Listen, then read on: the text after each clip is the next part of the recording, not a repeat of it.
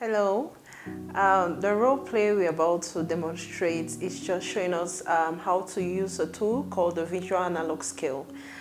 This is a tool that permits us to really assess the adherence of a patient in a non-judgmental manner while having the inputs of the patient in developing a follow-through plan. So before implementing this tool, you have to use normalizing language for the patient to understand that you understand what it means for them to be living with a chronic condition. So you have to be very empathetic with the patient, and then you follow through with questions and answers. In a short while, we're going to be demonstrating to you how the tool should be used. Also, we have a calendar that was generously developed by Rikash Plus. Rikash Plus is an organization of young people living with HIV in Cameroon. This calendar is supposed to help us track the adherence of patients over a period of time. So we are also going to be making reference to this calendar in the role play. Thank you and stay tuned. Hello, Stan. Hello, Doc. You're welcome. Thank you, Doc. How are you? I'm fine, Doc. Hope you're fine too. I'm doing great. And how has it been so far? I've been trying, though it has been stressful taking medications every day. I love the word trying. I mean, if you're alive, you have to try. So thank you very much. And you're welcome again, as I said. Thank you. So today, I want us to have a small discussion.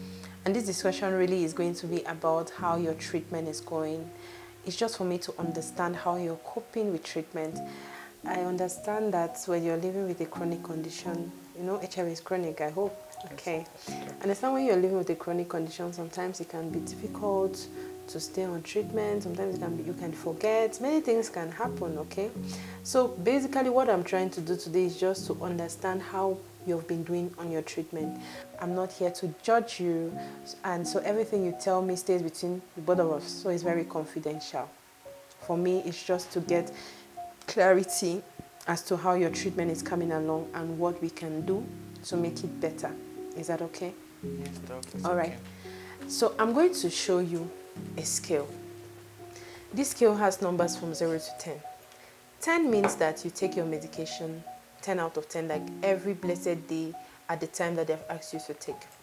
And 0 means that you don't take the medication at all. 5 means that at least half of the times you take your medication. So I want you to think about it and be very honest about it. Between 0 and 10, where do you think you fall? Doc, I think I fall on the stage 4. At 4, oh, that's great. Congratulations. I mean, 4 out of 10 can really be interpreted also as 40%, which is literally 40 over 100. Is it easy to count from 1 to 40? Oh, Doc. So you see that there's effort in counting from 1 to 40, which means that you've come a long way and you've made a lot of progress. So, Thank you, Doc. but you also observe that to count from 40 to 100 is another long journey, which means that there is more that we can do to make it better. Yes, Doc. Okay, now what do you think are the reasons, or is the reason why you are taking your medication 4 out of 10 times? Doc, most of the times I forget to take the medications, and since the pills I take are also many, I always feel bored, and most of the times I just neglect the medication. Okay, Because taking medications every day is not really easy, Doc. I know, I can imagine. Okay, so if I got you clearly, the 3 main reasons are you forget, sometimes the drugs are many, and the fact that you feel reluctant sometimes. So, okay, that makes sense. So, but just like I said earlier, everything we're doing now is just to help you to make sure you're taking the drugs well. So, around you forgetting, what do you think can be the reason why you forget to take your medication? Because when I wake up in the morning, I have to prepare and go to school. And when time is about to catch me short, I'll leave in haste and I forget to take the medications. Yes. Okay, that's understood.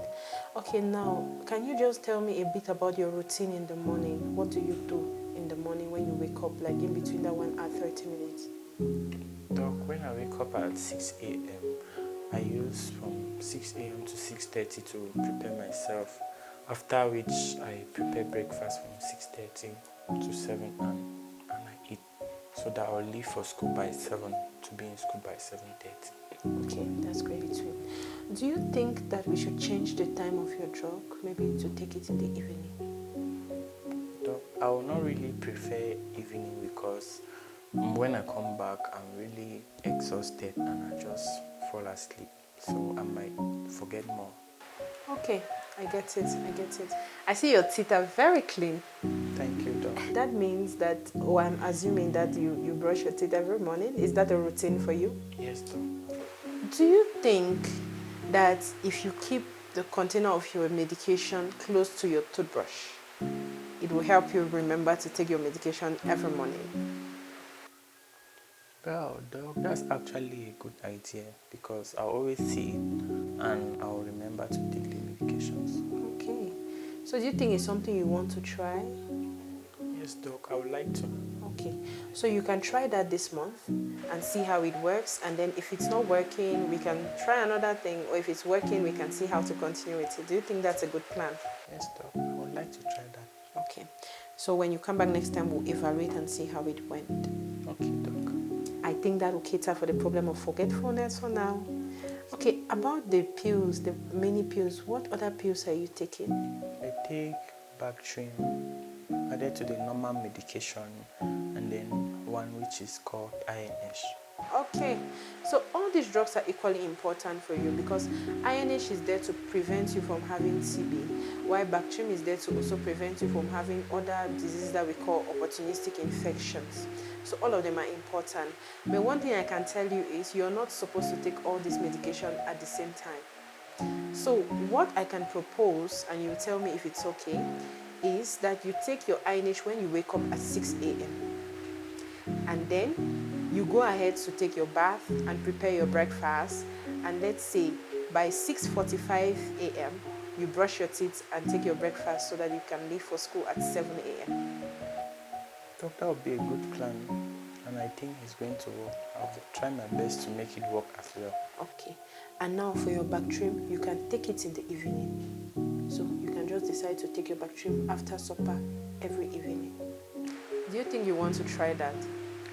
Yes, Doc, it's going to be possible. Yes, I'm just proposing, but if you think there is a better option, don't hesitate to tell me. I will try my best. Okay. And your last worry was that sometimes you get bored and tired. Yeah. Drug fatigue happens, I understand. And the only way forward I will advise you is to keep coming for your support group sessions. Because the more you come and listen to your peers share their stories and say how they've overcome this problem or these challenges, they can better help you. It can also be a forum for you to ask them or to ask whether there are others who have the same problem, and then together you guys can see how to find a solution. Does that sound like a plan? Yes, Doc, it does. Okay. So I will encourage that when you go back, you try these 3 things we've said. So the first thing is you're going to keep your drugs close to your toothbrush so that each time you want to brush your mouth in the morning, you remember that you have to drink your medication. Secondly, we have spaced out the times for the 3 drugs you're taking. So you think about, you try it and tell us how it goes.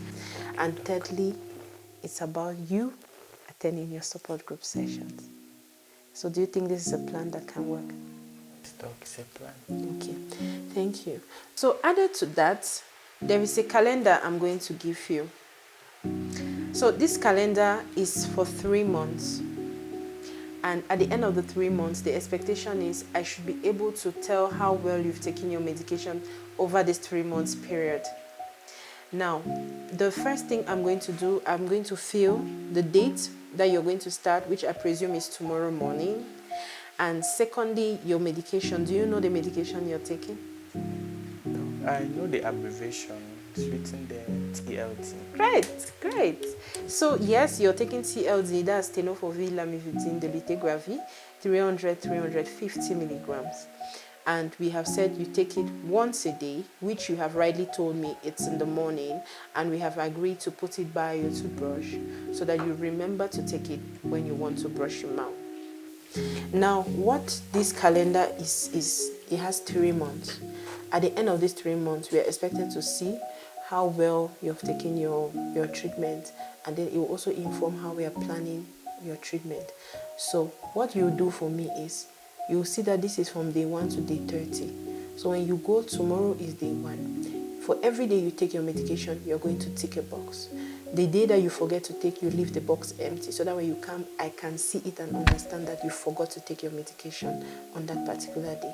Again, remember, you have to try to be as honest as possible, because if you feel this well, then it's going to relate with what we did earlier on this scale, and it's also going to better help us to know how to support you through your treatment journey. Do you understand this calendar? Yes, Doc, I do. Do you have any questions? Doc, my only worry is when you said I should write the problems I have. Can I write it in the book? No. So you can get a small treatment journal or a diary where you can write all your concerns, and when you come the next time, we can talk about it added to what we have discussed today. Lastly, before you go, I just want to ask you, on this scale, when you come in next time, where do you think you're going to find yourself?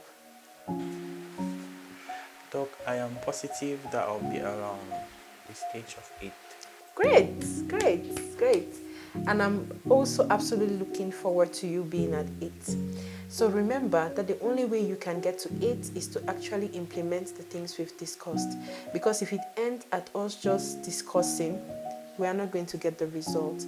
But if you're able to go back and implement all of what we have discussed, then we may be able to have some good results and obviously get to 8. So you can have a small journal where you write all those things, and when next you come, we are going to discuss them. Okay. Thank you, Doc. Thank you very much, and this is for you. Thank Have you, a nice day, and see you next time. Doc. Same to you, Doc.